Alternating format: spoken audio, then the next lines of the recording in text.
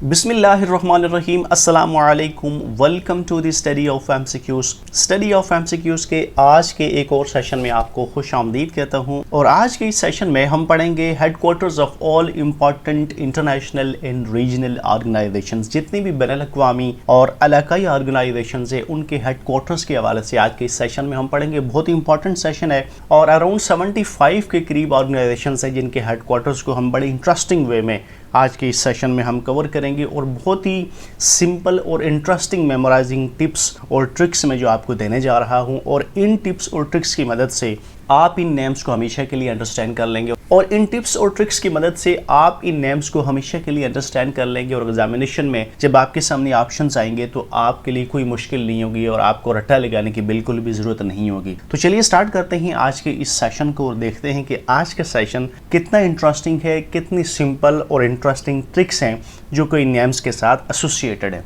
मैंने मुख्तलिफ जो ऑर्गेनाइजेशंस हैं उनके हेडक्वार्टर्स के मुख्तलिफ कंट्रीज़ के साथ डिवाइड करके एक ग्रुप बनाया है। यानी जो वाली ऑर्गेनाइजेशंस एक कंट्री या सिटी के साथ एसोसिएटेड है उनको मैंने एक ग्रुप में बनाया है ताकि आपके लिए समझना में आसानी हो कि एक शहर के साथ, एक मुल्क के साथ कौन कौन सी एसोसिएशंस जो है वो उसके साथ एसोसिएट करती हैं। तो सबसे पहले स्टार्ट करते हैं जनाब यूनाइटेड स्टेट्स ऑफ अमेरिका से। और यूनाइटेड स्टेट्स ऑफ अमेरिका का इंपॉर्टेंट सिटी है न्यूयॉर्क। न्यूयॉर्क के में भी बहुत सारी ऑर्गेनाइजेशंस हैं जिनके हेड ऑफिसेज यहाँ पे वाक़ हैं। तो यहाँ पे इस लिस्ट में हमारे पास 5 ऑर्गेनाइजेशन हैं जो कि न्यूयॉर्क के साथ एसोसिएट करती हैं। नंबर 1 पे है United Nations organisation.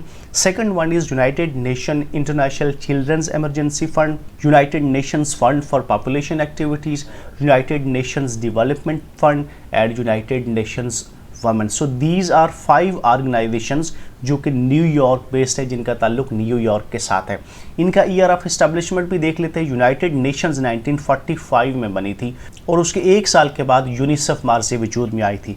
United Nations Fund for Population activities 1969 में बनी थी, जबकि यूएनडीपी 1965 में बना था।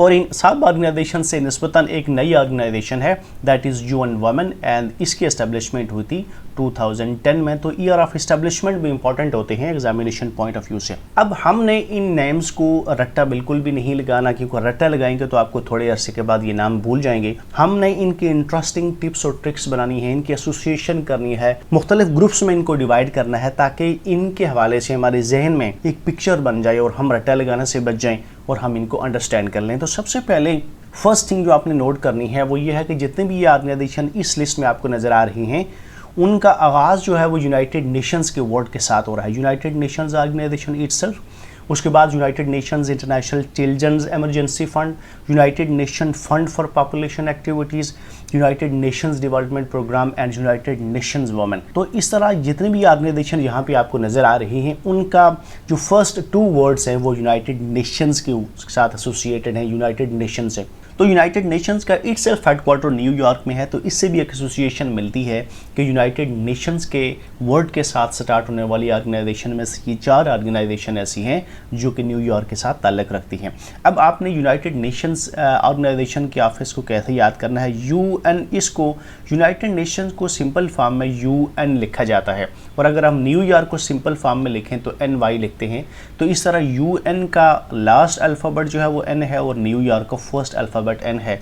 तो इस एसोसिएशन को आप ज़हनशीन करेंगे तो आप इसको हमेशा के लिए याद कर लेंगे और इसको आप वाशिंगटन के साथ जो है वो डिफरेंशिएट कर लेंगे। अक्सर हमारे दोस्त जो है वो इसको वाशिंगटन के साथ एसोसिएट कर लेते हैं, लेकिन यहाँ पे इस ट्रिक की मदद से आप इसको आसानी के साथ अंडरस्टैंड कर लेंगे। Next is United Nations International Children's Emergency Fund, जिसे सिंपल फॉर्म में यूनिसेफ कहते हैं। यूनिसेफ के हवाले से एक कॉम्प्लिकेशन है कि मुख्तलिफ लोग इसको यूनेस्को के साथ जो है वो एसोसिएट करते हैं, यूनेस्को और ये आपस में मिक्सअप हो जाते हैं।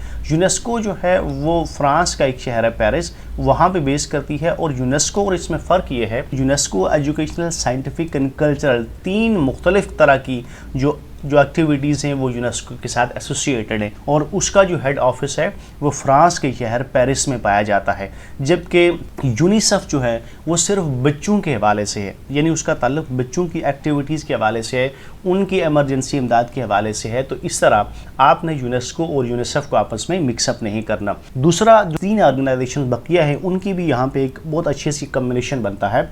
देखें, बच्चों की पैदाइश होती है तो उसके साथ क्या होता है, पॉपुलेशन बढ़ती है, यानी बच्चों का पैदा होना ही पॉपुलेशन ग्रोथ का बायस बनता है। बच्चे पैदा होते हैं तो पॉपुलेशन बनती है, और पॉपुलेशन के साथ ही जब पॉपुलेशन बढ़ती है तो फिर उसके साथ ही डेवलपमेंट की भी ज़रूरत होती है।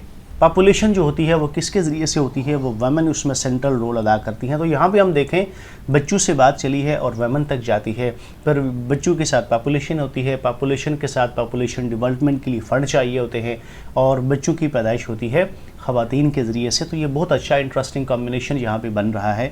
इसको आप ज़हनशीन करेंगे तो आप न्यूयॉर्क को नहीं बोलेंगे कि ये सारी की सारी एक्टिविटीज़ जो एक दूसरे के साथ रिलेटेड हैं, ये न्यूयॉर्क के साथ एसोसिएटेड हैं। Next one is Washington, another important city of United states of America. और वाशिंगटन के साथ 4 द इंटरनेशनल ऑर्गेनाइजेशंस हैं जो कि वाशिंगटन के साथ एसोसिएटेड हैं। फर्स्ट नंबर पे है इंटरनेशनल फाइनेंस कॉरपोरेशन IFC, 1956 में ये बनी थी। सेकंड नंबर पे है इंटरनेशनल मॉनेटरी फंड IMF, 1944 में। उसके बाद वर्ल्ड बैंक यहाँ पे नज़र आता है, ये भी 1944 में। And fourth and last one is international development association IDA, और ये 1960 में बनी थी। तो ये 4 ऑर्गेनाइजेशन हैं जिनके हेड ऑफिस वाशिंगटन में हैं। अगर आप 4 ऑर्गेनाइजेशन को यहाँ पे गौर करें आप, तो आपको एक चीज़ बड़ी मुश्तरक नज़र आती है, that all these institutions are financial institution.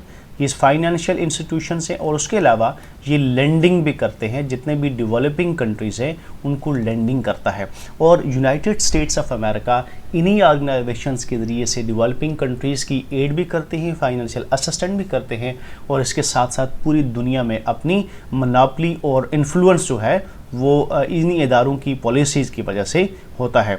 तो ये फाइनेंशियल इंस्टीट्यूशंस है सारे के सारे, और सारे के सारे जो ऑर्गेनाइजेशंस हैं इनके हेड ऑफिस कहाँ पे हैं जनाब, वाशिंगटन में है, जो कि अमेरिका का कैपिटल है। तो अमेरिका ने ये जितनी भी ऑर्गेनाइजेशन है वो अपने पास रखी हुई हैं। तो इस तरह आप इन चारों इदारों को इकट्ठा ग्रुप में याद करेंगे तो आप कभी भी इनको नहीं बोलेंगे। तो यहाँ पे कुल मिलाकर 9 ऑर्गेनाइजेशंस होती हैं जो कि यूनाइटेड स्टेट्स ऑफ अमेरिका के साथ ताल्लुक़ रखती हैं। Moving on to the next country and that is France. Important country है और उसका इंपॉर्टेंट शहर है पेरिस, और पेरिस के साथ भी 4 ऑर्गेनाइजेशंस एसोसिएटेड हैं जिनके हेड ऑफिसेस पेरिस में पाए जाते हैं। नंबर 1 पे है United Nations Educational, Scientific and Cultural Organization, जिसे सिंपल फॉर्म में यूनेस्को कहते हैं, और ये यूनाइटेड नेशंस के साथ कब बना था, 1945 में, उसी के साथ ये बना था। International Council on Monuments and Sites, ICOMOS, 1961 इसकी ईयर ऑफ एस्टेब्लिशमेंट है। Organisation for Economic Cooperation and Development OECD, 1961, and International Chamber of Commerce ICC 1919 में बना है, और निस्बतन ओल्ड ऑर्गेनाइजेशन है International Chamber of Commerce. So these are 4 organisations जिनके head office Paris या फ्रांस के साथ एसोसिएट करते हैं। यूनेस्को और यूनिसेफ को हम पहले देख चुके हैं, तो यहाँ फिर मैं उसको दोहराई देता हूँ कि आपने इसको यूनिसेफ के साथ एसोसिएट नहीं करना, यूनिसेफ के साथ इसको डिफ्रेंशिएट करना है। यूनिसेफ जो है वो सिर्फ बच्चों के हवाले से है, वहाँ पे बच्चों का चिल्ड्रन एमरजेंसी फंड है, जबकि यूनेस्को जो है ये एजुकेशनल, साइंटिफिक एंड कल्चरल 3 मुख्तलिफ तरह की जो एक्टिविटीज़ हैं वो यूनेस्को के साथ एसोसिएटेड हैं। Second one is international Council on Monuments and sites. पूरी दुनिया में जितनी भी यादगारें बनाई जाती हैं, जितनी भी तारीख़ी जगह होती हैं, वो सारी की सारी जो जगह होती हैं वो उस मुल्क की या उस शहर की, उस जगह की कल्चर को एसोसिएट करती हैं। यानी इनका ताल्लुक किसके साथ होता है, कल्चर, ये सकाफत के साथ होता है। और कल्चर की बात आती है तो यूनेस्को की बात आती है, और यूनेस्को का अगर आप नाम याद होगा तो आप बताएंगे कि पेरिस में है। और फिर मॉन्यूमेंट्स एंड साइट्स, वो भी कल्चर के साथ एसोसिएटेड है, तो इनका ताल्लुक भी कहाँ से है, उसी जगह से है जहाँ पे यूनेस्को पाया जाता है, and that is Paris. Third one is Organization for Economic Cooperation and Development and International Chamber of Commerce. ये दोनों बहुत अच्छे ग्रुप बन रहे हैं। मैं आपको बता देता हूँ, दुनिया में जितने भी चैम्बर ऑफ कॉमर्सेज हैं वो बिज़नेस कम्युनिटीज़ को रिप्रेजेंट करते हैं। उनकी बुनियाद किस पे होती है, बिज़नेस कम्युनिटीज़ से। जो business communities is basically chamber of commerce बनाते हैं, और इन्हीं चैम्बर ऑफ कॉमर्स के ज़रिए से फिर इकोनॉमिक एक्टिविटीज़ होती हैं। इकोनॉमिक एक्टिविटीज़ इन्हीं के ज़रिए से होती हैं। इकोनॉमिक कोऑपरेशन भी मुख्तलिफ ग्रुप्स का, मुख्तलिफ कंट्रीज़ के ग्रुप्स का जो है वो इन्हीं के ज़रिए से होता है। और जब ये इकोनॉमिक कोऑपरेशन होता है तो फिर क्या होती है, फिर डेवलपमेंट होती है। जो चैम्बर्स ऑफ कॉमर्स होते हैं वही बेसिकली इकोनॉमिक एक्टिविटीज़ को जनरेट करते हैं, वही इकोनॉमिक कोऑपरेशन करते हैं, और इन्हीं की इकोनॉमिक कोऑपरेशन से फिर डेवलपमेंट होती है। तो इस तरह आप इन दो ऑर्गेनाइजेशंस को जो कि एक दूसरे के साथ इंटर रिलेट कर रही हैं एक्टिविटीज़ के हवाले से, आप इनको ग्रुप में याद रखेंगे तो ये दोनों आपको याद रहेंगी। इन दोनों ऑर्गेनाइजेशन का ताल्लुक कहाँ से है? फ्रांस का एक शहर है जिसे कहते हैं पेरिस। तो वहाँ पे इकोनॉमिक एक्टिविटीज़ होती हैं, इकोनॉमिक कोऑपरेशन और डेवलपमेंट के हवाले से वहाँ पे ऑर्गेनाइजेशन है, और ये सारी एक्टिविटीज़ चैम्बर ऑफ कॉमर्स के ज़रिए से होती है। Moving on to the next organization, and next organization is International Criminal Police, जिसे सिंपल फॉर्म में सारे लोग इंटरपोल के नाम से जानते हैं, लेकिन इसकी फुल फॉर्म है international Criminal police, international Criminal police. और इसकी बुनियाद रखी गई थी 1923 में, 1923। ये आपने याद रखनी है कि इंटरपोल की बुनियाद कब रखी गई थी? 1923 में। लेकिन इसका हेडक्वार्टर जो है वो थोड़ा सा मुख्तलिफ है। लियोन के नाम से इसका हेडक्वार्टर है, जहाँ पे इंटरपोल की बुनियाद रखी गई थी, और ये वो शहर है जहाँ पे इंटरपोल का हेडक्वार्टर है। अब इसको आप याद कैसे करेंगे? तो इसके लिए आपने 5L की एक स्ट्रेटेजी आपने याद रखनी है। अब वो 5L कौन से हैं, वो कहाँ पाए जाते हैं, तो ये मैं आपको बता देता हूँ। सबसे पहले अगर आप इस पूरे कम्बिनेशन को देखें तो यहाँ पे आपको इंटरनेशनल में यहाँ L नज़र आता है, दिस इज़ 1। उसके बाद क्रिमिनल में भी आपको L नज़र आता है 2, पुलिस में भी आपको यहाँ L नज़र आता है 3, इंटरपोल में भी आपको L नज़र आता है 4, एंड लेऑन में भी यहाँ पे देखें तो आपको L नज़र आता है तो 5। तो यहाँ पे 5L की ये एसोसिएशन बनाने का मकसद ये है कि आप इंटरेस्टिंग वे में एक कॉम्बिनेशन बना लेंगे जो आम चीज़ों से हट के होगा, बड़ा दिलचस्प होगा, तो आपके लिए इसको रट्टा लगाने की ज़रूरत नहीं होगी। जो ही इंटरपोल का नाम आएगा तो आपके जहन में L जो है उसको फोकस आपने करना है, और जब L को फोकस करेंगे तो आपने 5L की ट्रिक को अप्लाई करना है, तो आप आसानी के साथ इस नाम को अंडरस्टैंड कर लेंगे, आपको रट्टा लगाने की बिल्कुल ज़रूरत पेश नहीं आएगी। Moving on to the next country, and that is United Kingdom, जिसे यूके कहते हैं। और यूनाइटेड किंगडम का एक इम्पॉर्टेंट सिटी है, दैट इज़ लंदन। इंटरनेशनल शहर है, पुराना शहर है, और इसके साथ भी मुख्तलिफ ऑर्गेनाइजेशंस की एसोसिएशन है, वहाँ पे इनके हेडक्वार्टर पाए जाते हैं। Number 1 is International Maritime Organization, second one is Amnesty International, third one is Consumer International, and fourth one is Commonwealth of Nations. So these are 4 organisations जिनके हेड ऑफिसेज लंदन में पाए जाते हैं। इंटरनेशनल मैरीटाइम ऑर्गेनाइजेशन 1959 में बनी थी। Amnesty international important organisation है, और इसका ईयर ऑफ एस्टेब्लिशमेंट आपने याद रखना है 1961। तो ये एसोसिएशन आपने याद करनी है। उससे एक साल पहले कंज्यूमर इंटरनेशनल बनी थी 1960 में, और 1960 में ही इंटरेस्टिंगली कॉमनवेल्थ ऑफ नेशंस बनी थी। तो यहाँ पे 59, 60 और 61 की कॉम्बिनेशन बन रहा है लंदन के साथ। अब इन नेम्स को हमने याद कैसे करना है? सबसे पहले हमारे पास है इंटरनेशनल मैरीटाइम ऑर्गेनाइजेशन। तो यहाँ पे आपने मैरीटाइम में टाइम को फोकस करना है, ठीक है, टाइम को फोकस करना है। तो आपको यहाँ मैं एक बड़ी सिंपल चीज़ बताता हूँ जो आपके लिए बहुत आसान होगी। टाइम को आपने फोकस करना है, और आपने टाइम को एसोसिएट करना है लंदन के साथ। तो मैं आपको बताता चलूँ कि लंदन जो है वहाँ के बीच में से एक लाइन गुजरती है जिसे प्राइम मेरिडियन कहते हैं, जो हमारी ज़मीन को ईस्टर्न हेमिस्फीयर और वेस्टर्न हेमिस्फीयर में डिवाइड करती है। इसे प्राइम मेरिडियन कहते हैं। ये 0 डिग्री लॉन्गिट्यूड के ऊपर वाक़ है, और यहाँ पे ही आप देखें तो लंदन में एक ऑब्जर्वेटरी है जिसे कहते हैं ग्रीनविच मीन टाइम, जिसका नाम क्या है? Greenwich mean time. और इस ऑब्जर्वेटरी से ही, और ये जो लाइन आपको नज़र आती है प्राइम मेरिडियन, यहाँ से ही पूरी दुनिया के टाइम की कैलकुलेशन की जाती है। पूरी दुनिया का टाइम यहाँ से मापा जाता है। यानी अगर आपको पता हो कि इस वक्त में ग्रीनविच मीन टाइम क्या है, तो आप ये बता सकते हैं कि दुनिया के इस हिस्से में टाइम क्या है और इस हिस्से में टाइम क्या है। तो टाइम की कैलकुलेशन कहाँ से की जाती है? ग्रीनविच मीन टाइम से। और ग्रीनविच मीन टाइम ऑब्जर्वेटरी कहाँ पे है? वो लंदन में पाई जाती है। तो इस तरह आपने मैरी टाइम का जो ही नाम आए तो आपने टाइम को फोकस करना है, और टाइम की बात आती है तो लंदन की ग्रीनविच मीन टाइम ऑब्जर्वेटरी आपको याद आ जाएगी, तो आप आसानी के साथ इस नाम को याद कर लेंगे। Second one is Amnesty international, यानी आम माफ़ी के हवाले से इंटरनेशनल ऑर्गेनाइजेशन है, 1961 में बनी है। उसके बाद है कंज्यूमर इंटरनेशनल। सबसे पहले तो इन दोनों में एक चीज़ मुश्तरक पाई जाती है, इंटरनेशनल, कंज्यूमर इंटरनेशनल और एमनेस्टी इंटरनेशनल। तो ये दोनों एसोसिएशन बन जाती हैं एक ही शहर के साथ। यहाँ जो चीज़ थोड़ा सा कंफ्यूजिंग है, वो एक ऑर्गेनाइजेशन है जिसे कहते हैं ट्रांसपेरेंसी इंटरनेशनल। ट्रांसपेरेंसी इंटरनेशनल जो है उसकी वो एक ऑर्गेनाइजेशन है, और वो पाई जाती है जर्मनी का एक शहर है जिसे कहते हैं बर्लिन। अब यहाँ पे थोड़ा सा एसोसिएशन जो है लोग कंफ्यूज हो जाते हैं और एमनेस्टी इंटरनेशनल और ट्रांसपेरेंसी इंटरनेशनल को आपस में इंटर रिलेट कर लेते हैं, ओवरलैप कर लेते हैं, कंफ्यूज हो जाते हैं। आपने थोड़ा सा एक ऑर्गेनाइजेशन को ज़हनशीन कर लेना है तो आप आसानी के साथ दूसरी को डिफ्रेंशिएट कर लेंगे। यहाँ पे अगर आप ट्रांसपेरेंसी इंटरनेशनल को देखें तो यहाँ आपको आर बहुत वाज़े नज़र आता है, ट्रांसपेरेंसी में भी आपको आर नज़र आता है और यहाँ पे बर्लिन में भी आपको आर नज़र आता है। ठीक है, तो ट्रांसपेरेंसी के लफ्ज़ को जो भी आप प्रोनाउंस करते हैं तो आर का जो प्रोनाउंसिएशन है वो काफ़ी वाज़ेह होती है और आर की प्रोनाउंसिएशन ट्रांसपेरेंसी में भी है और बर्लिन में भी है। तो इस तरह आपने इन आर के फोकस करके इस नाम को आपने डिफ्रेंशिएट कर लेना है। इसको जब आप डिफ्रेंशिएट कर लेंगे तो फिर आपके लिए एमनेस्टी इंटरनेशनल को याद करना आसान हो जाएगा। तो इस तरह आपने इन चीज़ों को फोकस करना है। कॉमनवेल्थ ऑफ नेशंस के हवाले से कोई मुश्किल नहीं है, सिर्फ और सिर्फ आपने उसकी ईयर ऑफ इस्टेब्लिशमेंट याद करना है 1960।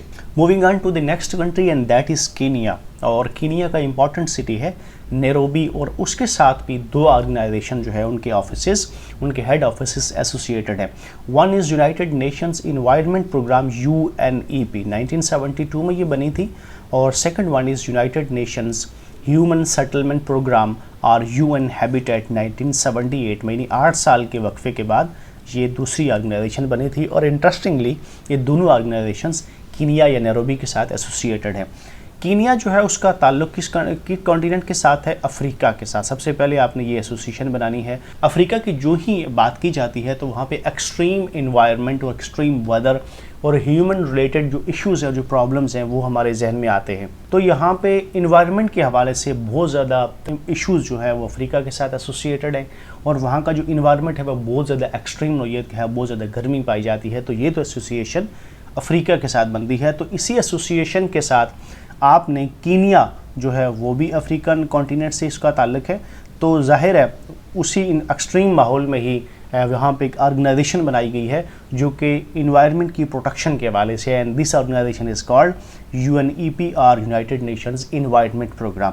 तो इस ऑर्गेनाइजेशन को कहाँ पे बनाया गया है? उसी कॉन्टिनेंट में बनाया गया है जहाँ पे जो है वो इन्वायरमेंट बहुत ज़्यादा एक्सट्रीम है, and that is African continent और अफ्रीका का इंपॉर्टेंट सिटी है केनिया। दूसरा, जब इन्वायरमेंट की इश्यूज़ की बात की जाती है तो ह्यूमन बींग्स जो है वो बहुत ज़्यादा मुतासर होते हैं और जब ह्यूमन बींग्स मुतासर होते हैं तो उनके सेटलमेंट के प्रोग्राम्स जो है वो तरतीब देने पड़ते हैं। तो इंटरेस्टिंगली ह्यूमन सेटलमेंट प्रोग्राम जो है वो भी उसी शहर में वाक़ है जहाँ पे इन्वायरमेंट से रेलिवेंट इश्यूज़ को एड्रेस किया जाता है, and that is Kenya, and Kenya's city is Nairobi. तो इस तरह दोनों ये जो ऑर्गेनाइजेशंस है ये इंटर रिलेट करती हैं अपने एक्टिविटीज़ के हवाले से। तो आप इनको यहाँ आसानी के साथ ग्रुप में याद कर सकते हैं। Next one is Italy, and Italy का इंपॉर्टेंट सिटी है Rome. 3 organizations are relevant to this city of Rome. Number 1 is world food programme WFP 1961 में ये बनी थी।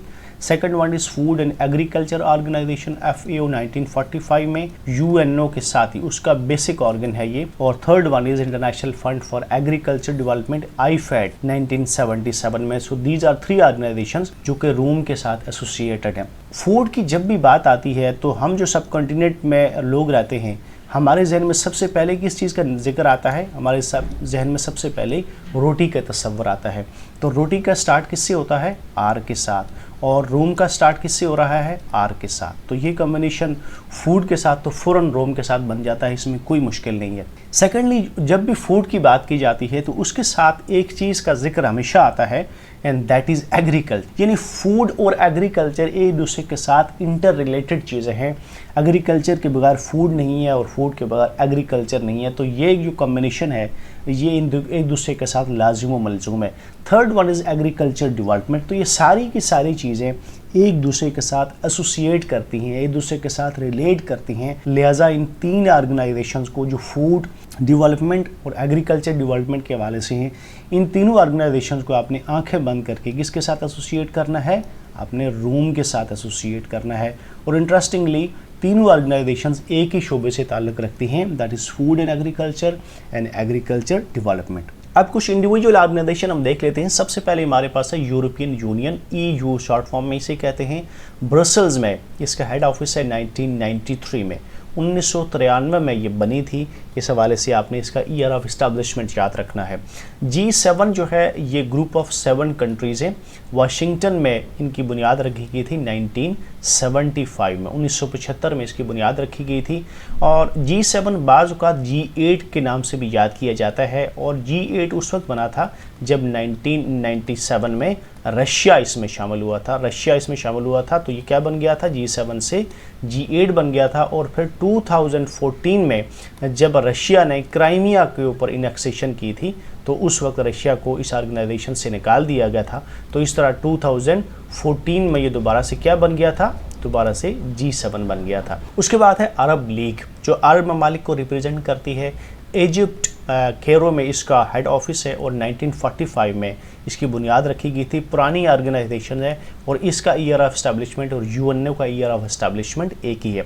नॉन अलाइनमेंट मूवमेंट, इसे उर्दू में कहते हैं गैर वाबस्ता ममालिक की तहरीक। गैर वाबस्ता ममालिक की तहरीक यानी वो ममालिक जो उस वक्त के कॉन्टेक्स्ट में 60s के कॉन्टेक्स्ट में किसी भी ब्लॉक के साथ एसोसिएट नहीं होना चाहते थे, वेस्टर्न ब्लॉक के साथ भी और रशियन ब्लॉक के साथ भी।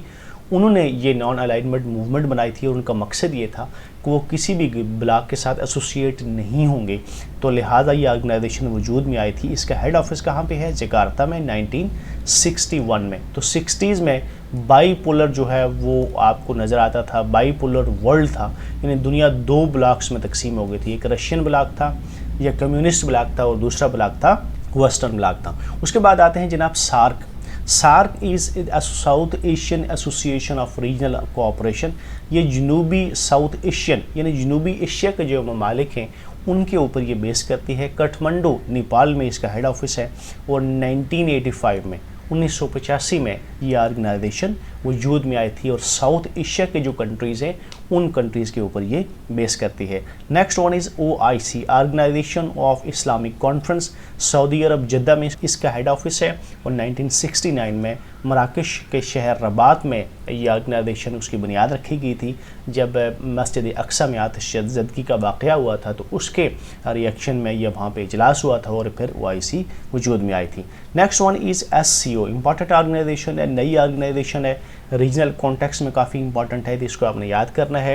ये चाइना ने बनाई है, और इसका हेड ऑफिस है चाइना के शहर बीजिंग में, और इसका ईयर ऑफ एस्टेब्लिशमेंट है 2001। तो निस्बतन नई ऑर्गेनाइजेशन है, नए इस रीजन में आई है, तो इस हवाले से इसका ईयर ऑफ एस्टेब्लिशमेंट आपने याद करना है। And the last one is ASEAN, association for south east Asian Nations, यानी जितने भी नेशन जो कि साउथ ईस्ट ऑफ एशिया में पाई जाती हैं उन ममालिक के ऊपर ये बेस करती है। और इंटरेस्टिंगली इसका हेड ऑफिस भी नॉन अलाइनमेंट मूवमेंट की तरह जकार्ता यानी इंडोनेशिया में है, लेकिन इसका जो ईयर ऑफ एस्टेब्लिशमेंट है वो उससे 6 साल बाद में बनी थी, 1967 में। तो 6 साल के डिफरेंस के बाद जकार्ता में आसियान की बुनियाद रखी गई थी।